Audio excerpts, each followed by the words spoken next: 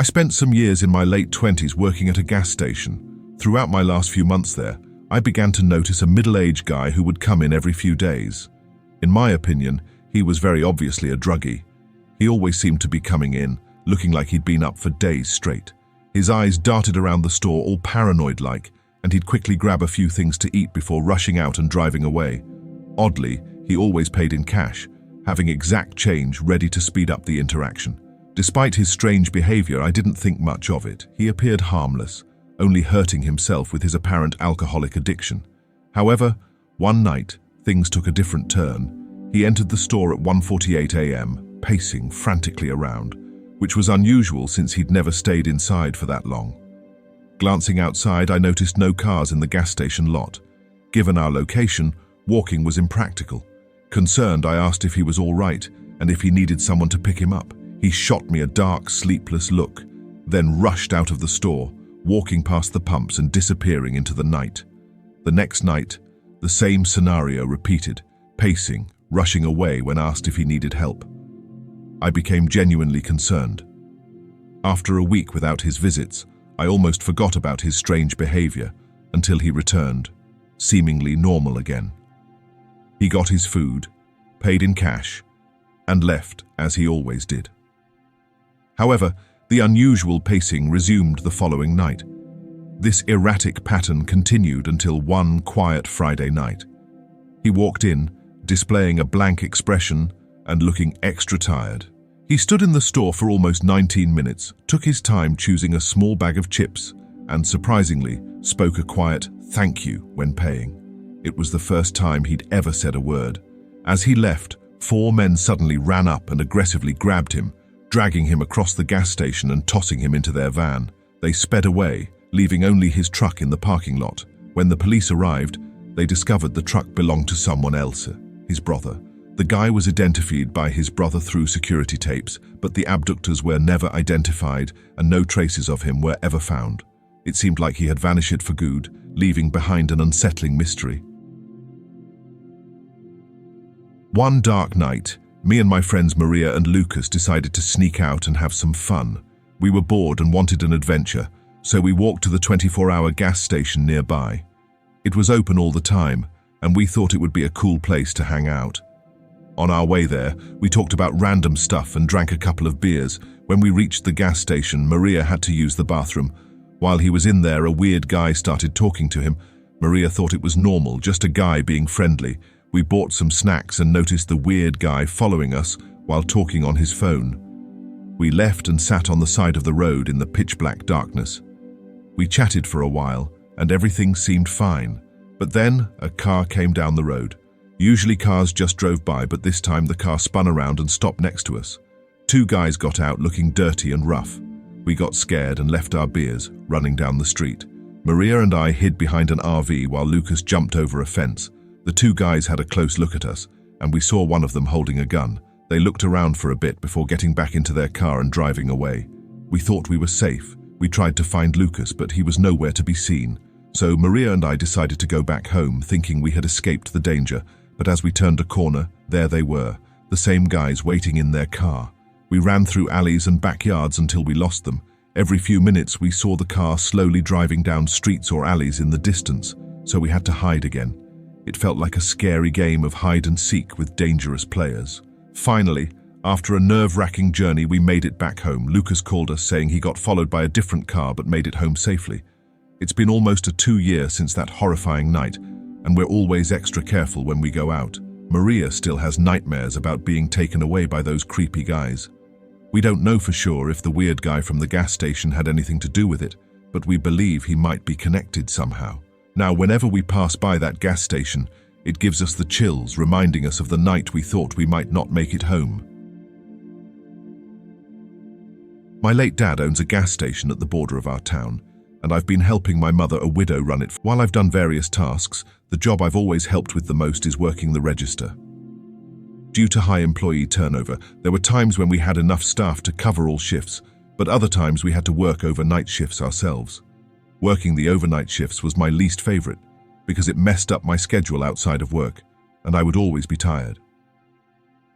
On this particular night, the heavy rain outside made it even harder to stay awake. The rhythmic ticking of the rain on the roof had a hypnotic effect, and the lack of customers further tempted me to doze off. Around 2 a.m., 4 hours into my shift, a car pulled into the gas station. It was a beat-up black Camry that parked by one of the pumps. The driver stayed next to the pump for 7 to 8 minutes before finally turning off the car. A man got out, wearing a dark hoodie and black jeans. He went to his trunk, grabbed gas cans and filled them one after the other, ending up with 15 to 20 gas cans spread on the ground. After he finished, he stood next to the cans, staring at them for an unsettlingly long time. When he walked into the shop, he went to the back, out of my view.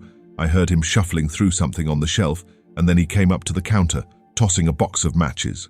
My stomach dropped as I considered the numerous gas cans he had filled up. When he urged me to hurry up because he had to leave, I hesitated. Uncomfortable, I told him. I wasn't sure if I could sell the matches to him. He responded with a joke, asking if I thought he was going to burn a house down, then left abruptly after giving me the middle finger. Disturbed by his rapidly changing emotions, I called the police, expressing my concerns. I had no evidence of wrongdoing but felt something was off. The man drove away, leaving me to wonder about his intentions. Over the next 3 hours, I helped more customers until a cop car pulled in. The officers questioned me about the man, asking for every detail. About an hour after my call, they received a call from a worried mother reporting a threat her husband had made to burn their house down.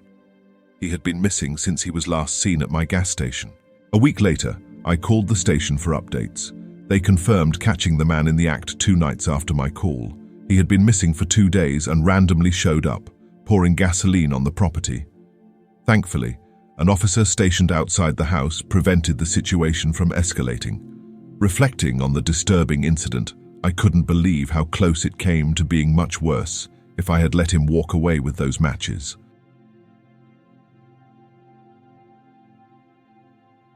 The night was thick with anticipation as I pulled into a deserted gas station on the outskirts of town.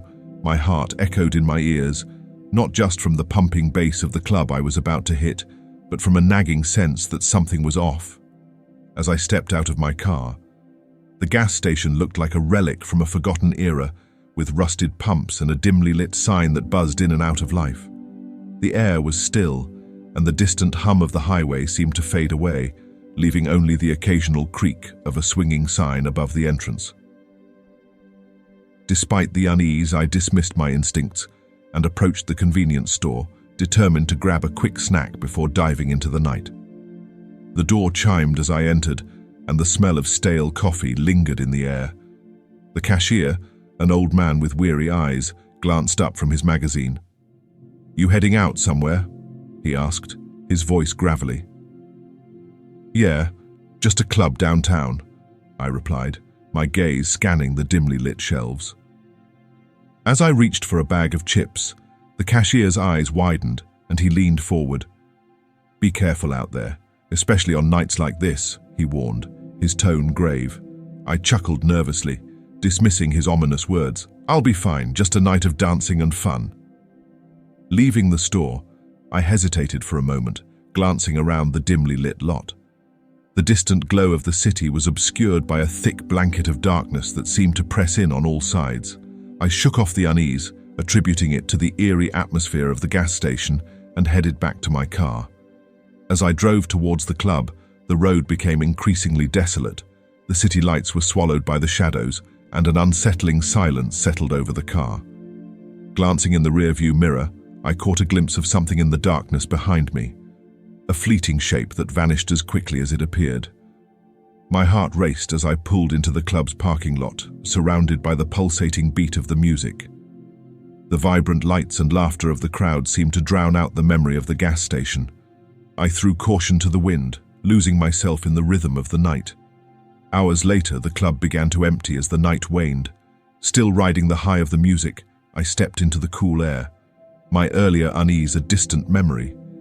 But as I approached my car, a chill ran down my spine. There, written in the condensation on my car window, were 2 words that turned my blood to ice. Not alone. I scanned the empty parking lot, my heart pounding in my chest. The shadows seemed to dance with malevolent intent, and the distant highway hum now sounded like a sinister whisper. I fumbled for my keys, casting anxious glances over my shoulder as I sped away from the club. The gas station and its warning echoed in my mind, leaving me haunted by the possibility that I was not as alone as I thought on that dark and desolate night.